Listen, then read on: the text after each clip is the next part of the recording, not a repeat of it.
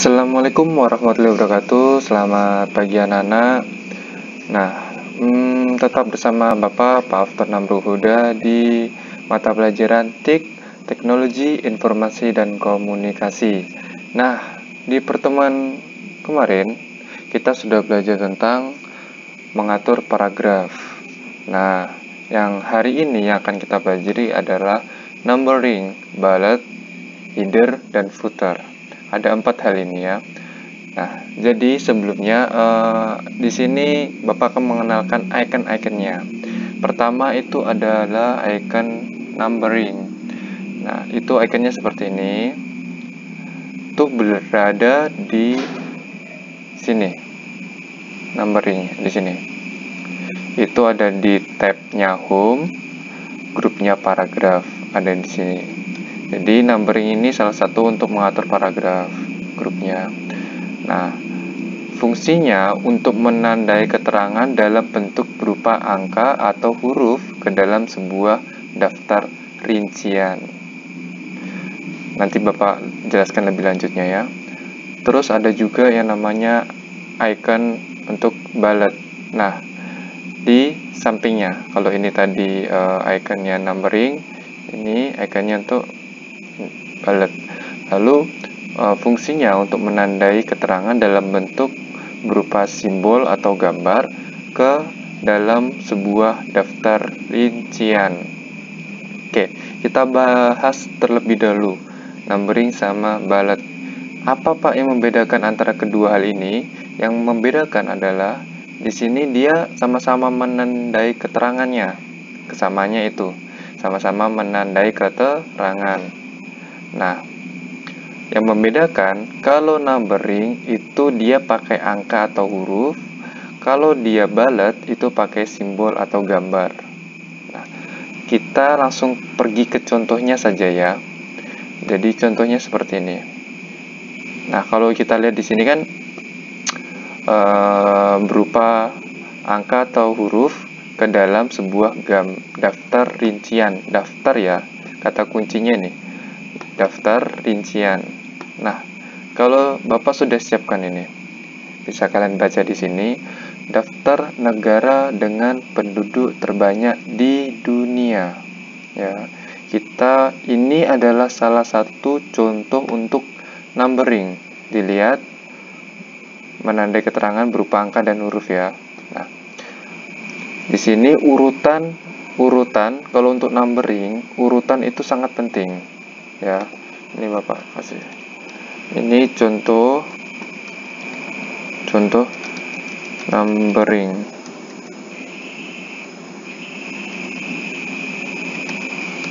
Nah, ini salah satu contoh numbering. Jadi kalau numbering itu penomoran itu urutan itu sangat penting. Contoh, kalau ini daftar negara dengan penduduk terbanyak di dunia, otomatis yang urutan nomor 1 itu penduduknya adalah yang paling banyak. Berarti yang paling banyak Cina, disusul oleh India, posisi ketiga ada Amerika, dan posisi di negara kita, Indonesia, adalah posisi nomor 4. Disusul oleh Pakistan dan Brazil di posisi nomor 5 dan 6. Jadi urutan itu sangat penting kalau untuk numbering. Nggak bisa toh kalau misalnya sini daftar negara dengan penduduk terbanyak di dunia, terus rupanya kita di urutan ke pertama, padahal penduduk kita berada di bawah Cina, India, dan Amerika. Itu tidak mungkin. Jadi numbering itu khusus untuk penamaan atau bisa dibilang untuk daftar rinciannya yang bisa diurutkan. Selain contoh ini ada contoh lagi, misalnya contoh jurnal atau inilah absensi siswa. Kalau kita lihat absensi siswa atau apalagi di kelas kalian gitu ya, contohnya pasti nama yang hurufnya awalnya A itu ada di nomor absen 1, dan nama yang huruf terakhirnya itu akhir-akhir seperti huruf Z itu pasti ada di nomor absen paling belakang. Nah, jadi absensi itu dia juga salah satu contoh untuk numbering. Jadi peruntutan, ada urutannya. Kalau di sini urutannya itu berdasarkan penduduk, kalau absensi siswa itu berdasarkan huruf awal nama, seperti itu. Selain absensi siswa, ada juga contoh seperti yang barusan ini ada Olimpiade di Tokyo. Nah, itu juga contoh numbering. Yang mempunyai medali paling banyak itu pasti ada di urutan yang pertama. Yang mempunyai medali atau mendapatkan medali paling sedikit itu pasti ada di urutan yang terakhir. Nah, jadi urutan itu dipertimbangkan. Itu salah satu contoh untuk numbering. Lalu Pak, untuk balet itu seperti apa? Nah, kita baca dulu. Kita baca di sini fungsinya untuk menandai keterangan dalam bentuk berupa simbol atau gambar ke dalam sebuah daftar rincian. Oke. Kalau itu contohnya seperti ini. Nih.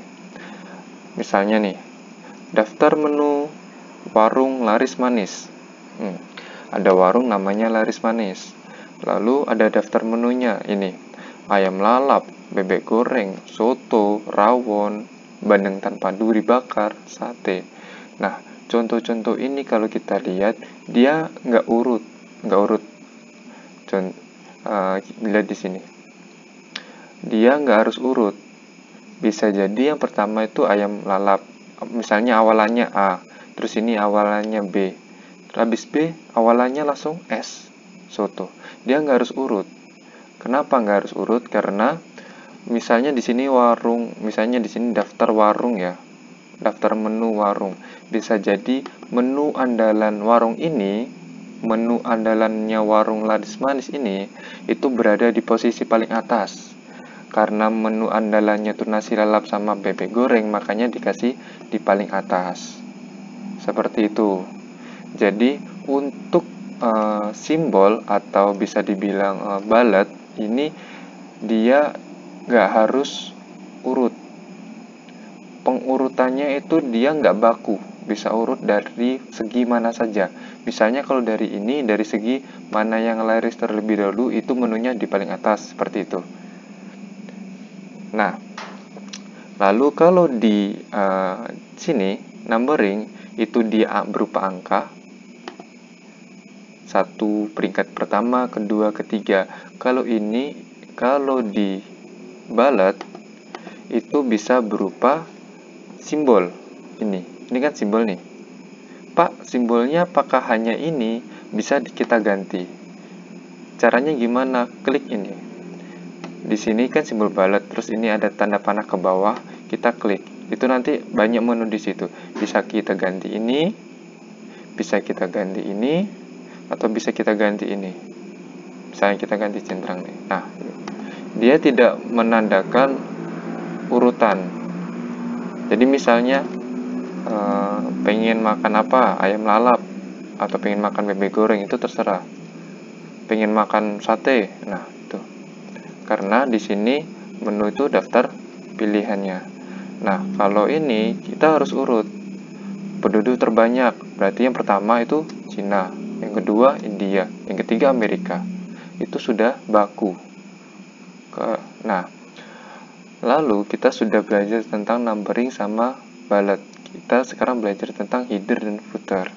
Nah, untuk header dan footer itu kita bisa lihat fungsinya untuk teks singkat yang terletak di atas naskah. Jadi untuk memberikan sebuah teks yang berada di atas naskah.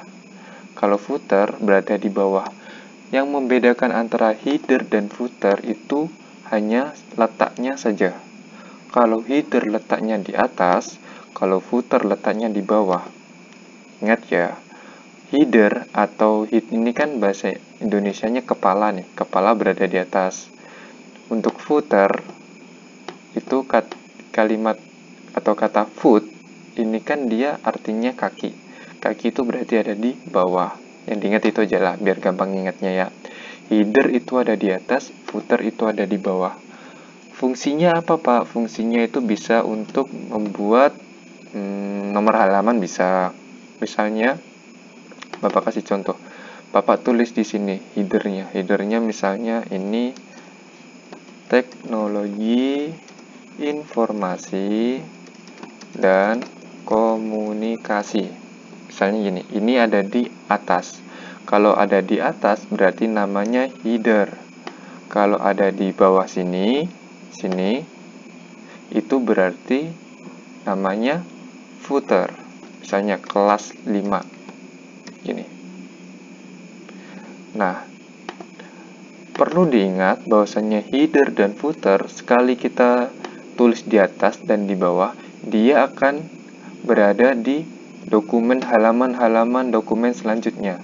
Ini Bapak nuliskan di halaman 1 ya. Dilihat di sini. Page 1. Berarti kita ada di halaman 1. Bapak tulis teknologi informasi dan komunikasi di header. Bapak tulis kelas 5 di footer.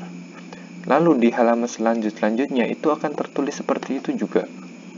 Misalnya kita lihat sampai halaman berapa nih? Sampai halaman ke 6. Tetap ada tulisannya teknologi informasi dan komunikasi di header, ada juga tulisannya tetap di footernya. Seperti itu. Pak, gimana cara kita nambahkan header dan footer? Nanti akan kita pelajari di bab selanjutnya. Oke, Bapak di sini hanya ingin mengenalkan saja menu numbering, bullet, header, dan footer. Oke, baik. Untuk pertemuan kali ini cukup sampai di sini. Terima kasih kalau kalian sudah memperhatikan. Tetap jaga kesehatan selama COVID ini, apalagi ini sudah puncak-puncaknya COVID ya.